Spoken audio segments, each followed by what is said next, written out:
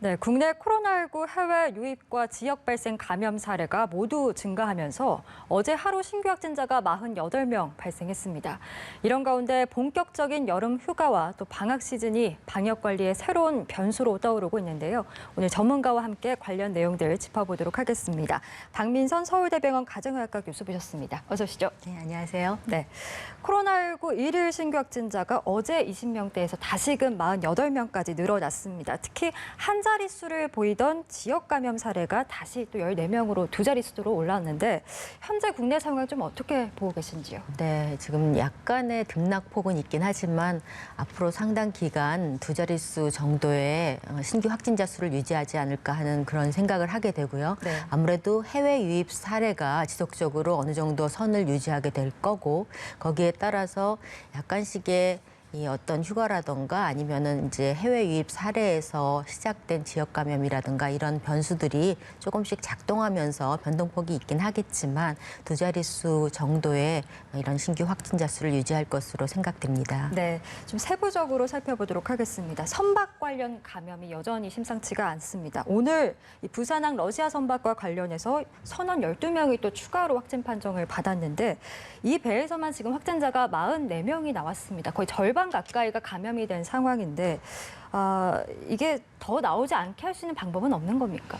네, 우선은 격리를 하고 있으니까 이제 그로 인해서 지역사회 감염이 될 것을 어느 정도 방지하고 있다고 생각을 할 수 있기는 한데 네. 우선 그쪽에서 들어오실 때 지금 94명 중에서 44명이 감염이 됐다는 건 거의 과반수에 가까운 거거든요. 네. 그리고 시간차를 두고 이런 잠복기를 넘었으면서 감염 사례가 좀 더 커지고 있기 때문에 처음에 항만에서 수리를 하시는 단계라던가 뭐 이런 데 접촉하신 분들, 이런 분들을 통해서 또 지역사회 감염이나 이런 것들도 지금 대두되고 있기 때문에 아무래도 나는 괜찮겠지라던가 이런 상황은 별 문제 없겠지 하는 상황에서도 끊임없이 손을 씻는다든가 마스크를 한다든가 이런 방역 지침을 잘 지키셔야만 아무래도 가족이나 다른 지역사회로의 감염 위험이 적어질 것 같습니다. 네, 그런데 문제는 이게 비단 부산항의 문제가 아니라 또 인천항에서 확진 판정을 받은 외국인 선원분이 나오셨습니다.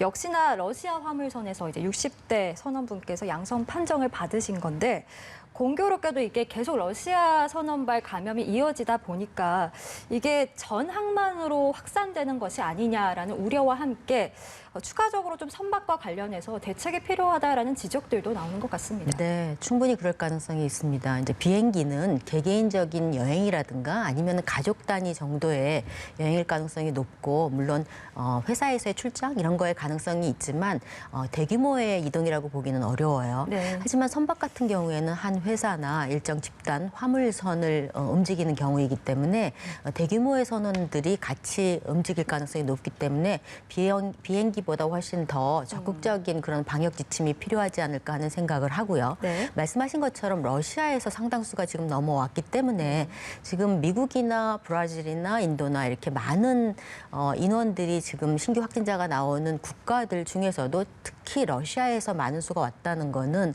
아무래도 교역의 양이 좀 더 많았을 가능성도 있긴 하지만 네. 미국과도 교역이 적지는 않을 것 같아서요. 러시아에서의 어떤 방역 지침이나 이런 거가 조금 부족하지 않은가 하는 것들을 의심하게 하거든요. 네. 그러니까 그런 것들을 서로 소통을 하면서 문제가 생기지 않을 수 있도록 조금 더 조정이 필요할 것 같고요.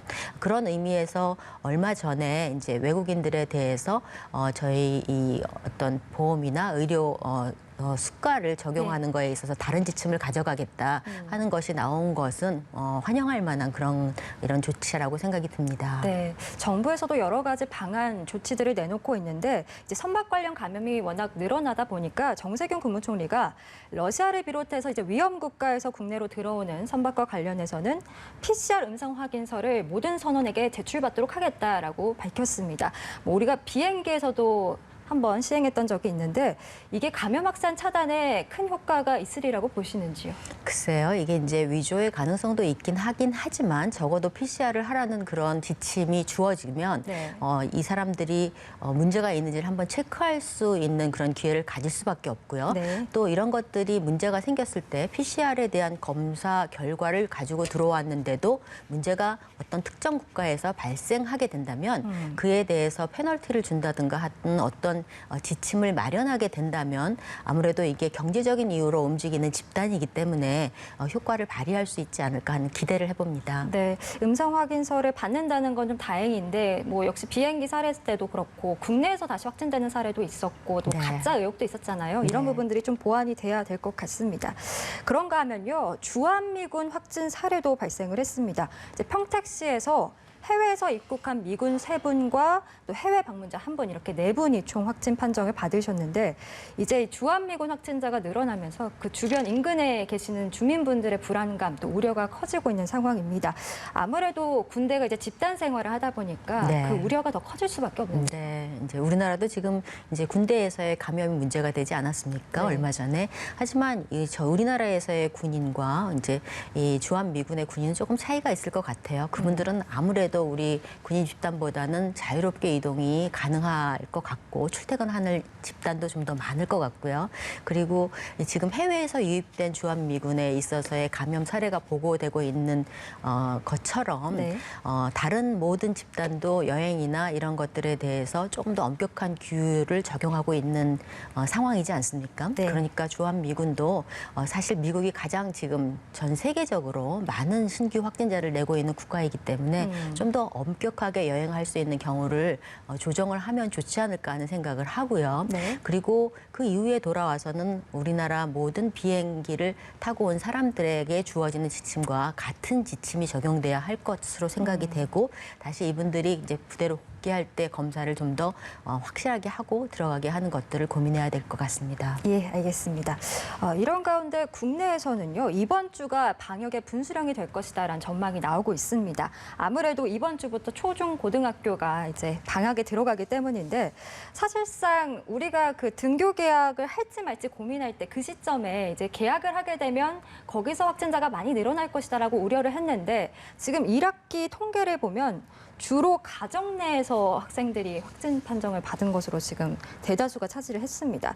결국에는 이게 방학이라고 해도 가정 내에서의 방역 수칙이 무엇보다 중요하다라는 걸 우리가 느낄 수 있는데 보통 우리가 외부에서는 방역 수칙을 어떻게 지켜야 하는지 많이들 알려주시는데 가정 내에서의 방역 수칙에 대해서는 잘 모르는 것 같아요. 좀 설명해 주시죠. 사실은 가정 내에서 마스크를 쓰고 생활하라고 하기에는 사실 무리가 있지 않습니까? 그러니까 바깥에서 사회생활을 하시는 남편분이라든가 어머님이라든가 이런 분들의 방역 수칙을 좀 더 엄격하게 지키는 거가 우선 첫 번째가 돼야 될 것 같고요. 네. 그다음에 누구나 다 바깥에서 들어왔을 때 손 씻기가 한다고 하더라도 놓쳐지는 경우가 굉장히 많아요. 그러니까 아무래도 그를 통해서 아이들한테 가는 경우가 많아서 잘 신경을 써야 될 것 같고요.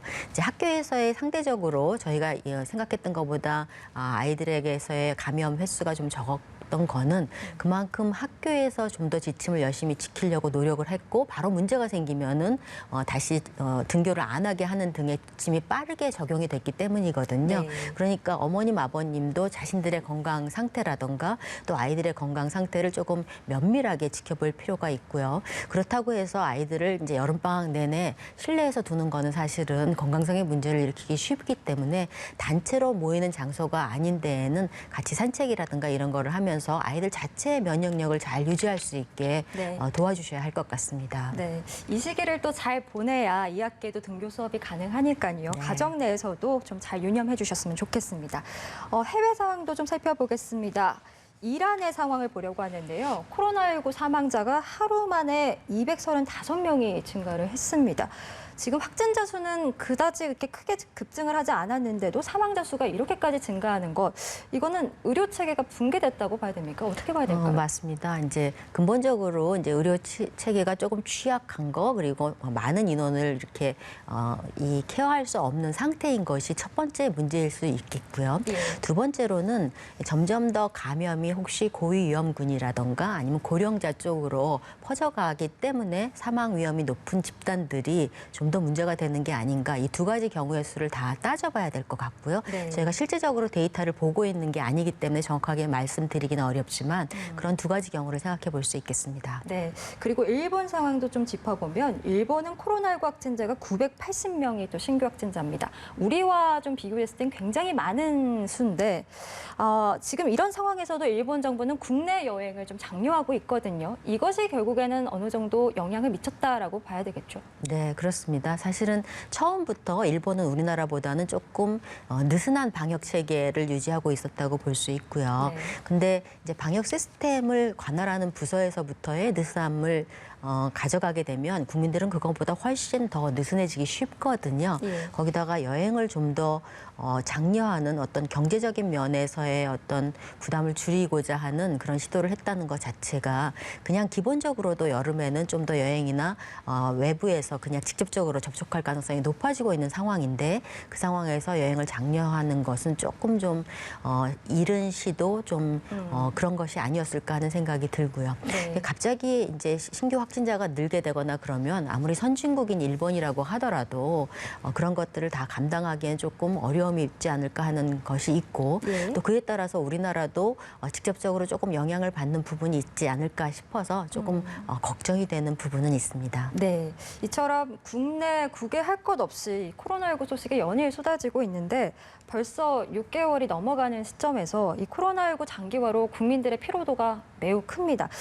이런 상황에서 교수님께서 이제 직접 현장에서 진료를 하시면서 느껴지는 어떤 변화라든지 그런 것들이 좀 있습니까?